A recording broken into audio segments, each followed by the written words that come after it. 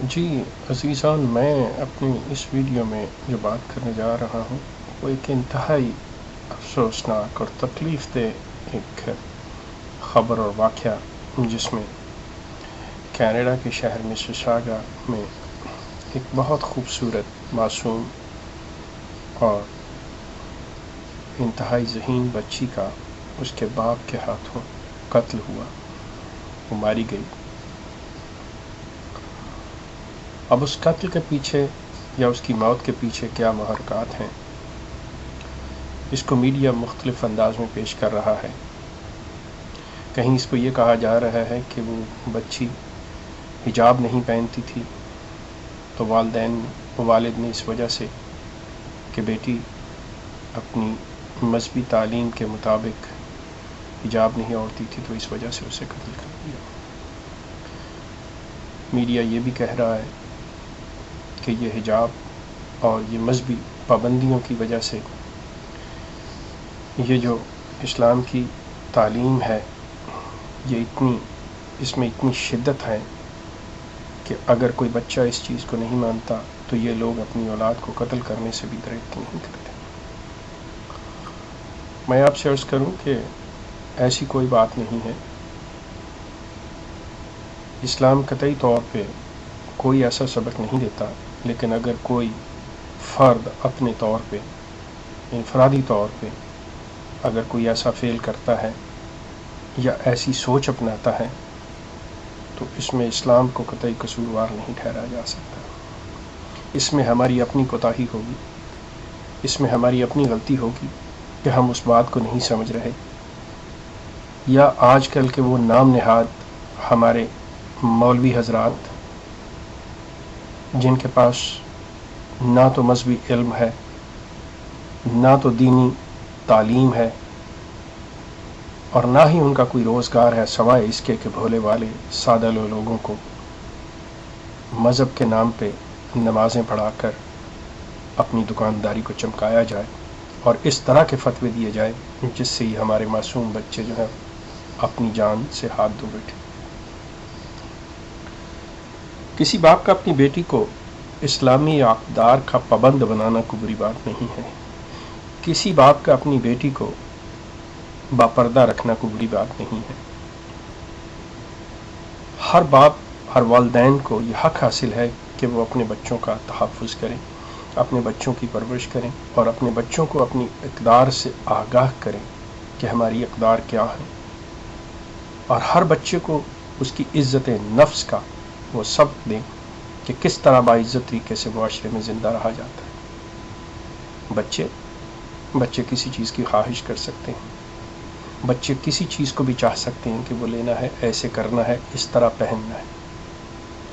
یہ جو ایک درمیان میں والدین اور بچوں کے ایک وقت پر آ کے ایک ایسی عمر کے حصے میں آ کے جب کلیشز پیدا ہوتے ہیں، تو یہاں پہ میں والدین سے یہ کہوں گا کہ انہیں یہ سمجھنا چاہیے اور ان کو اپنی سوچ میں، اپنے خیالات میں، اپنے رویے میں تبدیلی پیدا کرنی ہوگی، اور اپنے آپ کو اپنے اس جابرانہ جو ان کے خیالات اور رویے ہیں ان میں لچک پیدا کرنی ہوگی، اور بچوں کے ساتھ بیٹھ کے ان کی بات سننی ہوگی، اور کسی ایسے نتیجے پہ پہنچنا ہوگا جو ایسا درمیانی راستہ ہو جہاں پر آپ اپنی اقدار کو بھی نہ کھو سکیں اور آپ اپنے بچے بھی ضائع نہ کریں۔ والدین کو ہمیں بحیثیت معاشرہ، یہ جو مولوی، یہ جو مدرسے، یہ جو مسجدیں، یہ جو اپنے چندے لیتی ہیں، یہ جن کو صرف اپنے پیٹ کی ہے، انہیں چاہیے کہ وہ اگر اس قابل نہیں ہیں کہ ان مسائل کا کوئی حل پیش کر سکے، ایسے حالات سے وہ ڈیل کر سکیں، تو بہتر ہوگا کہ وہ لوگوں کو ایسے غلط مشورے بھی نہ دیں، ایسے فتوے بھی نہ دیں جس سے لوگ اپنی اولاد کا خون کرنے پہ مجبور ہو جائیں۔ اسلام میں کہیں کوئی سختی نہیں ہے، اسلام میں کہیں کسی ایسے حجاب کا کوئی تصور نہیں ہے۔ اسلام میں حیا اور پردہ جو ہے وہ انسان کا بنیادی طور کے اوپر اس کی نیت کے اور اس کی آنکھوں اور اس کے دل و دماغ کے اندر ہے۔ ہر چیز جو ہے وہ آپ کی سوچ سے چلتی ہے، ہر کام کے پیچھے، چاہے وہ اچھا ہو یا برا ہو، سوچ اس کی بنیاد ہوتی ہے۔ اگر بچے اپنی شکل، اپنا ظاہر و باطن کچھ اس طرح سے رکھنا چاہتے ہیں جنہیں والدین پسند نہیں کرتے، لیکن بچے اگر اخلاقی قدریں نہیں کھو رہے تو والدین کو بچوں کو اس کی اجازت دینی چاہیے۔ اگر آپ نہیں دیں گے بچے بغاوت کریں گے، آپ بچوں کو ضائع کر دیں گے۔ لیکن منافقت نہ کیجیے، منافقت نہ کیجیے کہ آپ تو کہیں کہ میں یہ کروں لیکن میری اولاد نہ کرے، آپ تو کہیں میں یہ چاہوں اور میری اولاد نہ چاہے۔ آپ جیب میں حرام کی کمائی ڈال کے آپ یہ کہیں کہ میں حلال گوشت کھا لوں، بہت قابل افسوس بات ہے۔ آپ کو اپنی اولادوں کی خاطر، اپنے بچوں کی خاطر اپنی سوچ میں، اپنے رویے میں تبدیلی کرنی ہوگی۔ جس باپ نے آج اقصیٰ کو کھویا ہے، میرے نظر میں اس کا کوئی بھی ذریعہ ہو سکتا ہے، اس کی وجہ کچھ بھی ہو سکتی ہے۔ کوئی باپ اپنی بیٹی کو نہیں مارنا چاہتا۔ اب وہ جہاں چلی گئی ہے اقصیٰ، وہاں نہ تو کسی مولوی کا فتویٰ پہنچ سکتا ہے، نہ کسی باپ کا کوئی ہاتھ پہنچ سکتا ہے۔ اب نہ اسے کوئی حجاب پہننے سے یا حجاب اتارنے سے روک سکتا ہے، اگر کوئی ایسی وجہ تھی، جو کہ میری نظر میں کوئی ایسی وجہ نہیں ہے۔ لیکن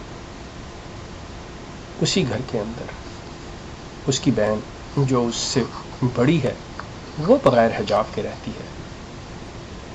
کیوں اس کے باپ نے اسے قتل نہیں کیا؟ کیوں وہ لڑکی پہلے قتل نہ ہو گئی؟ یقیناً یہ حجاب اس قتل کے پیچھے کوئی اور وجوہات ہے۔ اس میں یقیناً باپ میرے نزدیک اس لیے قصوروار بنتا ہے کہ وہ اس ماحول میں پلے ہوئے بچوں کے ساتھ ڈیل کرنا نہیں جانتا تھا۔ اس باپ کو یہ سمجھ نہیں آئی کہ اس ماحول میں پلے بڑے ہوئے بچوں کو کس طرح سے سمجھایا جاتا ہے، ان سے بات کس طرح سے کی جاتی ہے، یہ جو بچے بات کر رہے ہیں ان کا کیا مطلب کیا ہے، ان بچوں کی ضروریات کیا ہے، ان بچوں کے اوپر باہر ماحول کا کتنا پریشر ہے اور مجھے اس کے مطابق کس طرح ریئیکٹ کرنا ہے۔ انفارچونیٹلی میرے نزدیک وہ باپ اپنے ان فرائض سے کو پوری طرح سے ادا نہیں کر سکا، چاہے ان میں تعلیم کی کمی، چاہے ان میں وقت کی کمی، چاہے وہ اپنا سارا دن بچوں کا پیٹ پالنے کے لیے روزگار میں رہا، اس کے پاس وقت نہیں کہ بچوں کو وقت دے سکتا اور ان کے ساتھ بیٹھ کے بات کر سکتا۔ لیکن اس قتل کے پیچھے، اس موت کے پیچھے حجاب قطعی صرف یہ کہنا کہ حجاب ہے، یہ بالکل غلط ہے۔ والدین کا بچوں کو ٹائم نہ دینا، بچوں کے ساتھ باتیں نہ کرنا، بچوں کے جذبات کو نہ جاننا، بچوں کی خواہشات کا احترام نہ کرنا، بچوں کی خواہشات کا علم نہ ہونا کہ بچے چاہتے کیا ہیں، کہ خود بچوں کو لے جا کے کچھ اس طرح کے ماحول میں رہا جائے، بچوں کے ساتھ سیر کی جائے، وہ چیزیں بچوں کو خود لے کے دی جائیں جو بچے چاہتے ہیں۔ تو جب یہ تشنگی بچوں میں پیدا ہوتی ہے تو یہ چیز بچے باہر سے پوری کرتے ہیں۔ میرے نزدیک اس المیہ، اس سانحے کے پیچھے حجاب نہیں ہے۔ میڈیا اس کو اچھالنے کی کوشش کر رہا ہے اور ہمارے چند نام نہاد، وہ مسلمان، وہ مفکر، وہ لبرل، وہ سیکولر ذہن کے لوگ جو اس کو حجاب کی وجہ بنا کر یہ پیش کر رہے ہیں کہ اسلام کچھ اس قسم کی تعلیم دیتا ہے، ایسی قطعی کوئی بات نہیں ہے۔ اسلام میں کسی ایسے پردے کا کوئی تصور نہیں ہے۔ بہت افسوس ہے جہاں پہ وہ چلی گئی ہے۔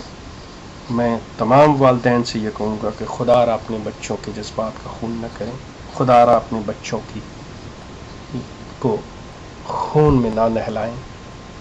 یہ آزاد پرندے ہیں، ان کے پر مت کاٹیے، ان کے گھونسلے مت جلائیے، شاید یہ کبھی واپس آ جائیں۔ ان کو قتل مت کیجیے، ان سے پیار کیجیے، ان کی عزت کیجیے۔ یہ یقیناً آپ کی اولاد، آپ کا خون ہے، یہ آپ کے ساتھ ہی رہے گی۔ اپنے بچوں کا احترام کیجیے۔ آپ کا بہت شکریہ۔